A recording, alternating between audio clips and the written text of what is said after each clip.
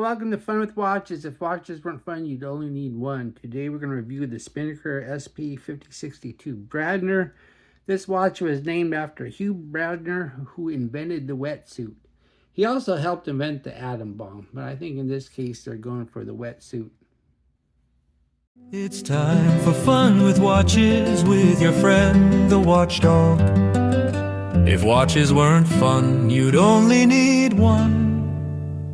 It's time for fun with watches. Let's start off the wrist check. I'm wearing this Cadison C8244. This is an homage to the watch I am reviewing right now.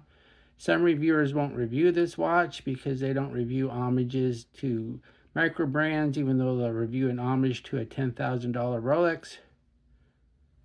And Greg was wearing my RGMT Minesweep Automatic in the Stealth Red colorway.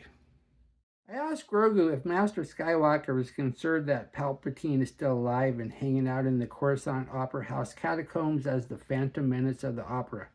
Should Master Skywalker send troops to find him? Grogu said Oprah is a frickin' billionaire. She can hire her own security. Alright, let's get the watch out of the box. The box is pretty nice. And here it is. And this is the Spinnaker Bradner. And this is a compressor style watch, but not an actual compressor. This is the first Spinnaker on my channel, which is somewhat surprising considering their presence in the affordable dive watch world. I've reached out to Spinnaker several times asking for a loaner, but have been ignored, and they just seem to be a bit above my price range to purchase, as I would take a bath filling one afterwards, as the more expensive the watch, the bigger the loss I take when selling. This all changed after I unboxed the Cadison C8244, and one of my viewers pointed out the similarities to the Spinnaker Bradner, so I visited the Spinnaker website to verify this claim. And not only did I indeed confirm that anything but coincidental similarities, I noticed that the Spinnaker was on sale for $219, which was much more reasonable than the $370 MSRP. So I called it destiny and gave my very first Spinnaker a go, knowing I could get 2 videos out of it, with the second being in comparison to the Cadison. This is an automatic compressor style dive watch with emphasis on style, as this is not an actual compressor case, but has a similar 2-crown layout and inner timing bezel. The true compressor case has been made obsolete by better seals and only available on a select few modern watches for the heritage. This watch comes in 10 different colorways. I chose the Pacific Blue, which comes on the bracelet. If you like blue, there's also Atlantic Blue on a blue strap or Tidal Blue on a tan strap. If you like your dials black, there's petrol black on the bracelet, ink black on a red strap, or olive on a green strap. There is emerald green on the bracelet, or military green with a black case and green strap. If you like them all black, there's black with a black strap, or there's Nor Radiance on the bracelet with gilt hands and markers. The watch is 42 millimeters wide. It's 50.2 millimeters lug to lug with inverted end links. It's a whopping 15 millimeters thick, including the crystal that sticks up above the bezel. We have a 20 millimeter leg width, and it tapers down to 18 at the clasp. And it weighs 157 grams on the supplied solid steel bracelet with 2 links removed. The bezel is brushed on the sides and has a polished bottom, and it does have a kind of a chamfered edge there. The bezel's nice. And then we have an inner bezel that rotates, and you use this top crown to rotate it. It does not lock. And that's the home position right there, a little triangle there. And then we have the inner bezel numbers and batons. And as you can see, they're really close to the rehaut, and so there's some distortion there on the crystal depending where you look. And then we have this chapter ring with the minute markers, and then we have the inner dial. The inner dial has a gradient color, and even though this is a blue watch, it looks kind of purple to me. It says Spinnaker up top, says automatic. Then it says 600 feet, 180 meters. Let me zoom in a little bit so you can see it a little bit better. It's kind of hard to see the 600 feet due to the texture. And then we have the indices. We have batons at the 6, 9, and 12. We have squares everywhere else. Then we have a date at the 3 with a border, no cyclops, and the date wheel is black. So it's technically not really color matched because this is not a black dial. And then we have the hands. We have a stick minute hand, and I don't know what to call this hour hand. And then we have a lollipop second hand, and everything's loomed. Then we have a signed screw down crown, and the thread action is decent. It pops nicely. Then when you go to screw it back down, it catches right away. You don't feel like you're going to strip it. And the other crown is also, it has a little arrow to show you which way to turn, but you can turn it in both directions. I don't really know what the arrow is for. And once again, it does not lock. Then we have the crystal. The crystal is sapphire. I tested it, and the crystal does have AR coating, and it's a good AR coating. As you can see, you don't see a lot of reflection unless I hit the light straight on. So happy with the crystal. And then we have the case. The case, it's brushed, and the legs do slope down, but it's a thick case, and the case back's really thick. And the case back sits on this little pedestal here. It's making it thick. This is a thick case. Then we have the case back. And it's a screw down. And it's a display. This display is glass. It is not sapphire. This is not a sapphire sandwich, and I'm cool with that. All sapphire would do is raise the price for no gain, because you're not going to scratch the crystal against your wrist. We have the model number. Then it says automatic stainless steel.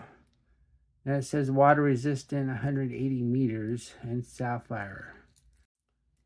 Then we have the rotor. It says Japan movement 24 joules. And that's because this is an NH35. The NH35 is the go-to movement in watches in this price range. It's a 3 Hz 24 joule movement that hand winds, hacks, has a bidirectional rotor, about a 40-hour power reserve, and they're usually fairly accurate right off the shelf, but we'll go ahead and put it on the time grapher anyway just to see how this one's doing and see if Spinnaker does any regulation at their factory. Here it is on the time grapher. As you can see, the line on the screen is pretty smooth, so it's running fairly consistent. However, it's running a little bit slow, -5, -6 seconds. It's always preferable if a hacking movement runs fast instead of slow, because after you set it and it drifts, you can always just hack it and wait for time to catch up if it's fast, but if it's slow, you always have to set the hands. And we do have a little bit of beat error there, 0.2 milliseconds. I have the left angle set to 53 degrees, which is appropriate for an NH35. And the amplitude is really high at 316, so that's nice and healthy there. But this is running pretty good. -6 seconds is not bad at all. The bracelet is a 7-link beads of rice. We have solid inverted end links. But the beads themselves, they're attached to each other, so this is not fully articulating, but it's still, the links are rather small, so it does still fit rather well. And we do have push pins, not screw pins. And then we have a milled clasp, and we have 3 holes of micro adjust and a fold over, and it is signed. No on the fly or anything like that though. And we do have a diver's extension.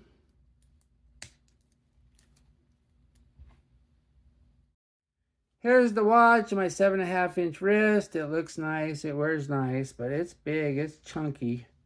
And there's quite a bit of gap there since it doesn't sit flat. I removed 2 links and then moved it in 1 notch of micro adjust. So this does not get the Joe Haynes Silver approval, although I'm sure Spinnaker will send you more links if you need them, although I can't guarantee that. Here on the Lume Room, this watch advertises that it has Swiss Superluminova, but just how much are we talking about? As we speed up the time, we see a very nice green C3 colored glow with special emphasis on the hands over the markers and inner timing bezel. Even the second hand lollipop is doing better than the indices, although not quite as strong as the major hands and the minute hand. Not quite as strong as the exceptional hour hand. It is too bad that the timing bezel's home position is not outshining the rest of the bezel, as it needs to be distinct since this is what is used for timing. The hand loom could be considered excellent, but unfortunately the much weaker timing bezel brings the whole thing down, as they should work together as a team. What I like about this watch, it looks and wears nice. I like this gradient texture dial. It has excellent hand loom, and it has really good AR coating on this sapphire crystal. You don't hardly see any reflection. What are my gripes and groans? At 15 millimeters, it is kind of chunky. The bezel loom does not keep up with the hands. I didn't mention this before, but the end links are shorter than the lugs, and so it could be a little sharp right there. And this dial, even though the watch is blue, this dial kind of looks purple to me. Do I recommend this watch? Well, at the $220 I paid for it, sure. This is a really good watch for that kind of money. For the $370 MSRP, man, maybe not. I don't know. It depends too if you like them big or not. Well, thank you for watching my review of the Spinnaker SP-5062 Bradner, and I'll be back with another review. Be sure and like and subscribe to my channel, and be sure to subscribe to my new channel, Fun with Watches Shorts, because I need 500 subscribers before I can start monetizing. And if you like this watch and want to purchase it, I'll leave a link to Spinnaker. I do not have an affiliate link, so just go ahead and get it. And you might want to tell them you saw it on Fun with Watches, and you never know. Maybe they'll stop ignoring my emails and they'll actually send me a watch one of these days. Maybe not. And I'd like to thank my Members Choice members. Last time I looked, I gained one, so I got 12 of you now. And the Members Choice watch has been unboxed, and so I'll be reviewing it fairly shortly, but members get a week-long head start on the review. Bye.